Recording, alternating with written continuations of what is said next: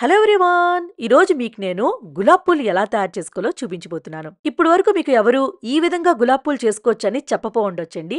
నేనిది మా నాన్నమ్మ దగ్గర నేర్చుకున్నాను. పర్ఫెక్ట్ రెసిపీ అండి. గులాబ్ పూలు కరకరలాడుతూ చాలా రుచిగా ఉంటాయి. ఈ విధంగా గనక మీరు ట్రై చేస్తే. సో వీడియోలోకెళ్ళి చూసేద్దామా?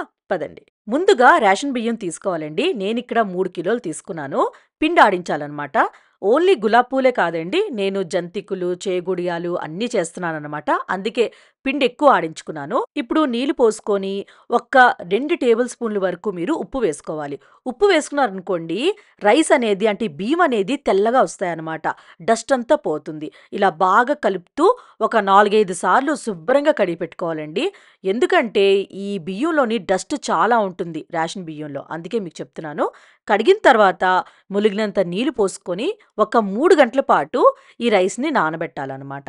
3 గంటలు అయిన తర్వాత ఇలా కన్నాల బొట్టులోని రైస్ వేసుకొని వాటర్ అంతా డ్రై అయిన వరకు అలా పెట్టేసుకోవాలన్నమాట. నా దగ్గర చిన్న బొట్టు ఉంది కాబట్టి కొంచెం కొంచెం వేసుకొని నేను ఇలా చేసుకున్నాను. మీ దగ్గర పెద్ద బొట్టు ఉంటే ఒకసారి అంతా వేసేసుకోవచ్చు. ఇలా వాటర్ అంతా పోయిన తర్వాత మిల్లు వాళ్ళకి ఇచ్చిస్తే చక్కగా వాళ్ళు మెత్తగా ఆడించమని చెప్పండి. ఆడించిస్తారు. చూడండి ఆడించిన తర్వాత మీకు చూపిస్తున్నాను. ఇప్పుడు ఈ పిండి తడిగా ఉంటుంది కదండీ! ఎందుకంటే మనం తడి బియ్యంతో చేసాం కాబట్టి. అందుకే ఈ పిండిని ఒక 2 గంటల పాటు ఎండలోని డ్రై చేయించాలండి.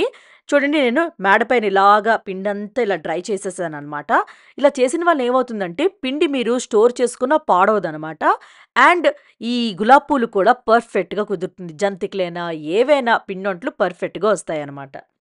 సో, మీకు పిండి ఎలా తయారు చేసుకోవాలో చూపించాను కదండీ! పిండి వల్లే ఈ గులాబ్ పూలైనా, జంతికలైనా బాగా వస్తాయండి. సో, ఇప్పుడు గులాబ్ పూలు ఎలా తయారు చేసుకోవాలో చూద్దాం. ముందుగా ఒక కప్పుతోని పంచదార తీసుకోవాలి. ఇప్పుడు మిక్సీ జార్‌లో వేసుకొని మెత్తగా మిక్సీ చేసుకోవాలనమాట. మరీ మెత్తగా పౌడర్‌లాగా అక్కర్లేదండి. ఒక తిప్పు తిప్పితే సరిపోతుంది. ఇప్పుడు ఒక లోతు గిన్నెలోని ఈ పౌడర్ వేసేసుకోవాలి. పంచదార పౌడర్ వేసుకొని, అలాగే 1 టీ స్పూన్ యాలకుల పౌడరు, ఒక 2 కప్పులతో బియ్యం పిండి మనం చేసుకొని ఉంచుకున్నాం కదా! జల్లించి తీసుకోవాలండి. డైరెక్ట్‌గా బియ్యం పిండి తీసుకోకూడదు. జల్లించి తీసుకోవాలనమాట. ఇప్పుడు 2 కప్పులు బియ్యం పిండి వేసాం కదండీ! అదే కప్పుతో హాఫ్ కప్పు మైదా వేసుకోవాలి. మీరు కావాలంటే గోధుమ పిండి కూడా వేసుకోవచ్చండి. బట్ మైదాతో వేసుకుంటే చాలా పర్ఫెక్ట్‌గా వస్తాయనమాట. అలాగే ఒక హాఫ్ టీ స్పూన్ అయినా, 1 టీ స్పూన్ అయినా ఉప్పు వేసుకొని ఇదంతా బాగా కలిసినట్టు ఒకసారి కలిపేసుకోవాలి. కలిపిన తర్వాత నేనిక్కడ కొబ్బరి పాలు యూజ్ చేశానండి. మీరు కావాలంటే వాటర్‌తో కూడా చేసుకోవచ్చు. బట్ కొబ్బరి పాలు వేశారనుకోండి చాలా రుచిగా ఉంటుంది. సో, నేను ఒక పెద్ద కొబ్బరికాయని ముక్కలుగా కట్ చేసుకొని కొబ్బరి పాలు తీసుకున్నాను. 2 కప్పులతో కొబ్బరి పాలొచ్చిందండి. 2 కప్పులు కొబ్బరి పాలు నాకు పర్ఫెక్ట్‌గా సరిపోయింది. సో, కొబ్బరి పాలు ఒక్కసారి మొత్తం వేసుకోకుండా కొంచెం కొంచెం వేసుకొని ఉండలు లేకుండా చూసుకొని ఈ బ్యాటర్‌ని కలుపుకోవాలనమాట. నేను తడి బియ్యం పిండి ఆడించాను కాబట్టి వాటర్ ఎక్కువ పట్టదండి. అందుకే 2 కప్పులు కొబ్బరి పాలతోనే బ్యాటర్ రెడీ అయిపోయిందనమాట. మీరు బయట మార్కెట్‌లో బియ్యం పిండి ప్యాకెట్ కొన్నారనుకోండి వాటర్ కొంచెం ఎక్కువ యూజ్ అవుతుందనమాట. ఇదైతే కొంచెం తక్కువ యూజ్ అవుతుంది. అండ్ గులాబ్ పూలు కూడా కరకరలాడతాయండి. బయట మార్కెట్‌లో పిండనుకోండి అది కొంచెం గట్టిగా వస్తాయి. సో, ఇలా చేశారనుకోండి గులాబ్ పూలు అదిరిపోతాయనమాట టేస్ట్ అయితే. సో, బ్యాటర్ కన్సిస్టెన్సీ ఇలా ఉండాలండి. మరీ థిక్‌గా కాదు, అలానే మరీ పలాచగా కాదు. స్పూన్ ఇలా తిప్పి చూసారనుకోండి ఒక లేయర్ లాగా ఉండాలనమాట. ఇలా ఉంటే బ్యాటర్ కన్సిస్టెన్సీ అనేది పర్ఫెక్ట్‌గా ఉన్నట్టే. ఇప్పుడు మూత పెట్టుకొని ఒక అరగంట పాటు పక్కన పెట్టేసుకోండి. అరగంట తర్వాతే మీరు గులాబ్ పూలు వేసుకోవాలి. సో, పిండి నానిందనుకోండి చాలా బాగా వస్తాయి. ఇప్పుడు కడాయిలోని డీప్ ఫ్రై చేసినంత ఆయిల్ తీసుకోవాలి. సో, ఆయిల్ మీడియం హీట్‌లో హీట్ అవ్వాలనమాట. అండ్ మీకు నేను గులాబ్ పూలు గుత్తు కోసం చెప్తానండి. ఇది నేను అమెజాన్‌లో ఆర్డర్ ఇచ్చాను. నాన్ స్టిక్‌దనమాట. ఎన్ని గులాబ్ పూలైనా ఈజీగా వేసేసుకోవచ్చండి. నార్మల్ గులాబ్ పువ్వు గుత్తనుకోండి మీరు 3 రోజులు అలాగా ఆయిల్‌లో ఉంచాలి. చాలా పెద్ద పనుంటుందనమాట.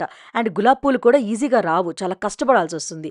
ఇదనుకోండి మీరు ఒక్కలే చాలు అలా గులాబ్ పూలు ఎన్నైనా వేసేసుకోవచ్చు. వేలల్లో వేసేసుకోవచ్చనుకోండి. అంత ఈజీ ఇది. ఇది ఆయిల్‌లో కూడా ఎక్కువ నానబెట్టాల్సిన అవసరం లేదండి. పొయ్య ఇలా ఆన్ చేస్తాం కదండీ ఆయిల్ వేసినప్పుడు.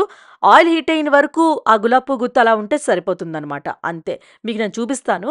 అండ్ ఆయిల్ ఎంత హీట్ అవ్వాలంటే మీడియం హీట్‌లో ఉండాలనమాట. ఇలా ఒక పిండి డ్రాప్ వేస్తే వెంటనే పైకి రాకూడదు. కొన్ని సెకండ్స్ తర్వాత పైకి రావాలనమాట. అంత హీట్‌లో ఉండాలి. అలా హీట్ అయిన తర్వాతే మీరు గులాబ్ పూలు వేసుకోవాలి. ఈ గులాబ్ పువ్వు గుత్తు పిండిలో ఇలా మొత్తం పూర్తిగా ముంచకూడదండి. కొంచెం గ్యాప్ ఇచ్చి ముంచాలనమాట. ఇప్పుడు ఇలా ఆయిల్‌లో వేసుకున్నారనుకోండి. చూడండి అలా ఆటోమేటిక్‌గా అదే వదిలేస్తదనమాట. మీరు పుల్లతో గుచ్చడం ఏమీ చేయక్కర్లేదు. ఒక 20 సెకండ్స్ తర్వాత గుత్తిని కొంచెం ఇలా కదిపారనుకోండి పువ్వు అలా వచ్చేస్తది. మీకు చూపిస్తాను చూడండి ఇలా. చూసారా ఎంత ఈజీగా ఉందో? ఇది అమెజాన్‌లో దొరుకుతుందండి. తక్కువ కాస్టే తీసుకోండి. మీ పని ఈజీ అయిపోద్ది. ఇలాగే మీరు అన్ని గులాబీ పూలు వేసుకోవాలి. అండ్ గులాబీ పువ్వు వేసిన తర్వాత ఈ గుత్తిని ఆయిల్‌లో ఉంచండి. ఒక 10-20 సెకండ్స్ అనమాట. తర్వాత మీరు ఇంకో గులాబీ పువ్వు వేసుకోవాలనమాట. మీరు వెంటనే వేశారనుకోండి సరింగా రావు. అందుకే మీకు చెప్తున్నాను. ఇలా ఏదైనా పొల్లు ఉంటే ఈజీగా ఉంటుందండి మీకు గులాబీ పూలు తీయడానికి అవన్నీ. అండ్ ఇంకొక విషయం అండి. గులాబీ పూలు తీశారనుకోండి, తీసిన వెంటనే ప్లేట్‌లోని అలా పెట్టండనమాట. అంటే మీరు ఎలాగ పడితే అలా పెట్టేసారనుకోండి వంక టింకల్‌గా అయిపోతాయి. ఎందుకంటే మెత్తగా ఉంటాయి కదండీ! ఆ షేప్ తీసేసుకుంటాయనమాట. మీరు కరెక్ట్‌గా ప్లేస్ చేశారనుకోండి గులాబీ పువ్వు అలా కరెక్ట్‌గా ఉంటుందనమాట. సో, అంతేనండి. గులాబీ పూలు రెడీ అయిపోయాయి. చాలా చాలా టేస్టీగా ఉంటుంది. కరకరలాడుతూ చాలామందికి డౌట్ ఉంటుందండి. మెత్తగా అయిపోతాయనో, లేకపోతే గట్టిగా అయిపోతాయనో. ఒక్కసారి ఈ విధంగా ట్రై చేసి చూడండి. మీకసలు ఏ కంప్లెయింట్ రాదు. ఎందుకంటే అంత పర్ఫెక్ట్ రెసిపీ మీతో నేను షేర్ చేశాను. సో, తప్పకుండా ట్రై చేయండి. మీకు నచ్చుతుంది.